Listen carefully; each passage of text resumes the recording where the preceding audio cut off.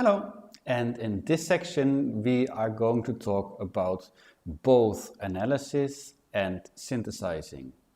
Also, we will address the difference between analysis and synthesizing. What is actually the difference?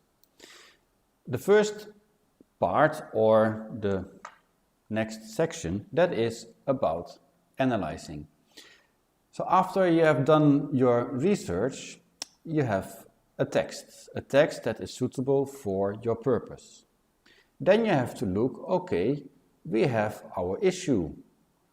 And which perspectives are in this text? Is this text or any other source written from a personal perspective, from a global perspective, from a local perspective or national perspective?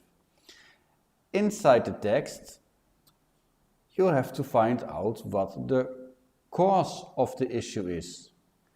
And when you identify the cause, you also have to find out or identify the consequence of the issue.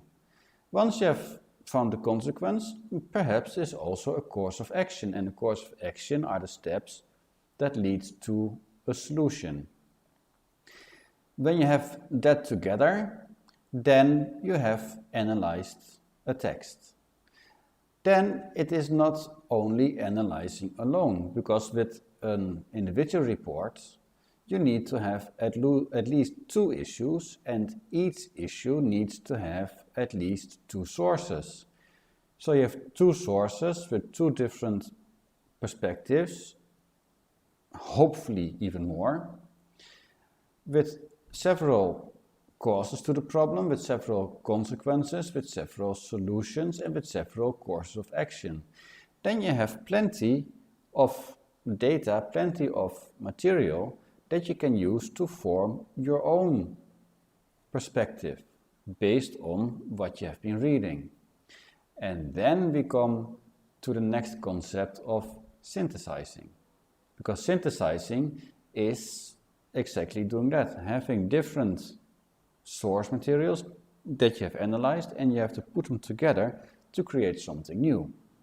And the something new that you're creating, that is the individual report, but that is also the team outcome, but it is also relevant for your examination.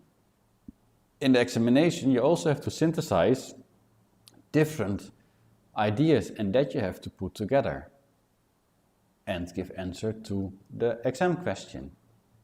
Also later in life, when you are working or with other subjects, you also need to have different sources, and you also have to combine them to form your idea, to form your opinion, to form your perspective on how to solve a problem or how to improve something. That is just a part of daily life. And it is beneficial to know these skills, because the better you are at synthesizing, the better you are at analysis, and the more wanted you will become, especially in your professional career. So now we can try it out. In these chapters you will find out the basic skills on how to do it, and later on we practice more with it, and then we can apply it first of all in our individual reports. So good luck, and if there are any questions, you're always free to ask by sending a message or simply writing an email. That's it for now for me.